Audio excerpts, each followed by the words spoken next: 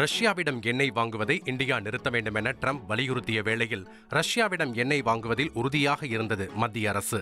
யுக்ரைனில் போரை நிறுத்துவது தொடர்பாக ட்ரம்ப் புட்டின் இடையே முரண்பாடு நிலவுகிறது. இந்த சூழலில் ஹங்கேரியில் புட்டினுடன் நடைபெற இருந்த சந்திப்பை நிறுத்தி வைத்ததாக தெரிவித்தார் ட்ரம்ப். அதன் தொடர்ச்சியாக ரஷ்யாவின் ரோஸ்நெஃப்ட், லூக்கோயில் எண்ணெய் நிறுவனங்களுக்கு அமெரிக்க பொருளாதார தடைகளை விதித்திருக்கிறது. போரை முடிவுக்கு கொண்டுவர புட்டின் சம்மதிக்காததால் இந்த பொருளாதார தடை விதிக்கப்பட்டதாக அமெரிக்கா தெரிவித்திருக்கிறது. இதன் தொடர்ச்சியாக இந்தியா என்ன செய்ய போகிறது என்ற கேள்வியே எழுந்தது. அமெரிக்கா பொருளாதார தடைகளை விதித்த ரோஸ்நெஃப்ட், லூக்கோயில் நிறுவனங்கள் இந்தியாவுக்கு எண்ணெய் சப்ளை செய்யும் நிறுவனங்களாகும். இந்த இரண்டு நிறுவனங்களோடு பரிவர்த்தனைகளை முடித்துக் கொள்வதற்கு நவம்பர் 21 வரையில் அமெரிக்கா கெடு கொடுத்திருக்கிறது. இதற்கிடையே அமெரிக்க பொருளாதார தடைகளை தொடர்ந்து ரஷ்யாவிடம் எண்ணெய் வாங்குவதை குறைக்க இந்தியா தயாராக இருப்பதாக தகவல்கள் வெளியாகியது.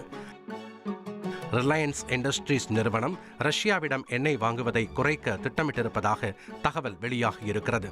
அமெரிக்கா தடை விதித்திருக்கும் 2 ரஷ்ய எண்ணெய் நிறுவனங்களிடமிருந்து நேரடியாக எண்ணெய் வராமல் இருப்பதை உறுதி செய்ய இந்திய நிறுவனங்கள் தரப்பில் நடவடிக்கை எடுக்கப்படுவதாகவும் தகவல் வெளியாகியிருக்கிறது.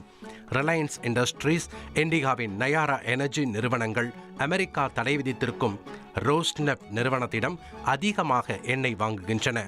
இந்த சூழலில் ரஷ்யாவிடம் எண்ணெய் வாங்குவதை இந்தியா குறைக்கிறது என தகவல் வெளியானதுமே சர்வதேச சந்தையில் கச்சா எண்ணெய் விலை உயரத் தொடங்கியது. இதன் தொடர்ச்சியாக இந்தியா என்ன செய்ய போகிறது என்ற கேள்வியே வலுத்திருக்கிறது. இந்தியாவை பொறுத்தவரையில் 85% எண்ணெயை இறக்குமதி செய்கிறது. இதில் ரஷ்யாவிடமிருந்தே அதிகமாக எண்ணெய் கொள்முதல் செய்கிறது. அதாவது 34% கச்சா எண்ணெயை இந்தியா ரஷ்யாவிடமே வாங்குகிறது. கேப்லர் தரவுகள் படி இந்த மாதம் முதல் 15 நாட்களில் ரஷ்யாவிடம் நாளொன்றுக்கு 17,70,000 பீப்பாய் கச்சா எண்ணெயை இந்தியா வாங்கியிருக்கிறது. இதற்கு அடுத்தபடியாக ஈராக்கிடம் 10,10,000 பீப்பாய்களையும், சவுதியிடம் 8,30,000 பீப்பாய்களையும், அமெரிக்காவிடம் 6,47,000 பீப்பாய்களையும் வாங்கியிருக்கிறது. ரஷ்யா இந்தியாவுக்கு தள்ளுபடி விலையில் கச்சா எண்ணெய் வழங்குகிறது. இது இந்தியாவிற்கு லாபம் அளிக்கும் வகையில் இருந்தது.